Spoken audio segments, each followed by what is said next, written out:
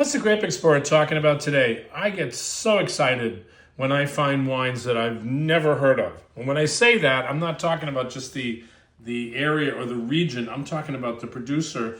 And every one of them has a great story. So we're here to talk about one of my favorite areas in the southwest part of France. Is called Madiran. And if you're not familiar with Madiran, it's all the way down here into the south. You know, you got the Pyrenees mountains are right here. So Spain is just beckoning right across these mountains here. So you got Jurisson here, but Madiran right here. And what's Madiran famous for? It's famous for Tannat. And we want to zero in on this producer here because we were just talking about his Apponcheray. And this is called Chateau de Gayon. And this is from David Ebert, who is an American from Chicago. He is an architect by trade, but he actually bought this property. It's a 13th century castle, and it had vineyards, but it needed a lot of work. And you know, he was an enthusiast of cyclist. So he was riding through the Pyrenees right here into the mountains. There's a lot of people who do this area because, you know, cyclists here in the mountains of the Pyrenees is probably the best cycling in all the world. But when you come to this area, he actually wandered into this area because it's the closest to the Pyrenees mountains, this vineyard in Madiran.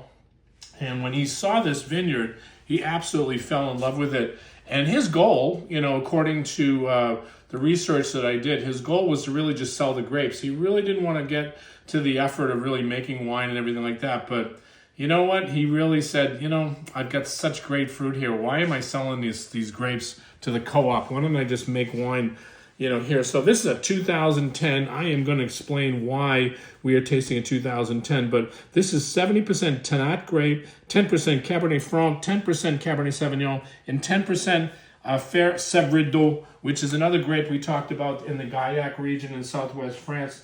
Servadou is a very ancient grape. You do not see this grape too much in the world, but they do use this in the cut. And basically, the philosophy of the house here by David Ebert is to hold on to the wine for a minimum of like 10 years.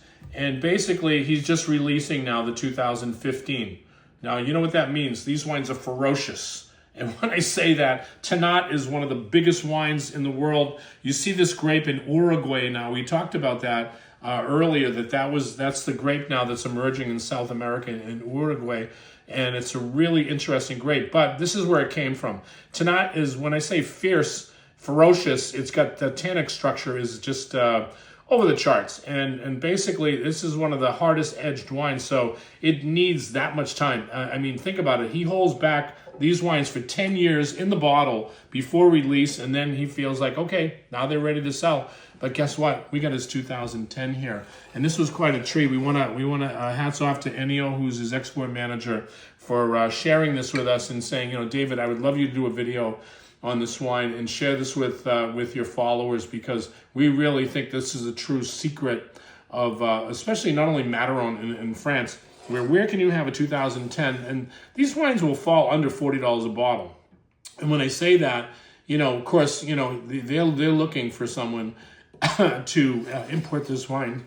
Hello, you know, somebody that like me that would venture out against the world and try to explain these wines. But look at the color of this wine; it's so dark, even it's a 2010. But you know, you get a lot of that smoke and that ashen kind of like nose, which, you know, is mountain kind of fruit. So when you know you're near the Pyrenees, you get that real mountain style of fruit. Almost, you know, this reminds me of, and I know a lot of people might find that fascinating, but this reminds me of a Howell Mountain Napa Zinfandel. Now, if you've ever had Napa Howell Mountain wines like Dunn and some of the greatest producers in Howell Mountain, those wines are huge and they take years and years to come around. This reminds me of that. And just beautiful, beautiful wine. So let's taste it. Might as well. We got it in our glass.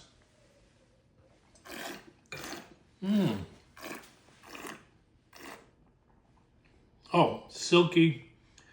Those tannins are really tamed. And when I say that, I feel like a lion tamer here, trying to fight back the tannins and everything. You don't do that with this 2010 because if I was tasting this wine in its youth, it would be like so puckery. You could never get through the fruit. But this is fabulous wine. And, you know, it's what a sheer pleasure to drink a 2010 Madiran and share it with you. Again, this is a Grape Explorer. I am always trying to find wines and share with you to bring really great wines. And again, let's make wine fun again. David Kohl here, out.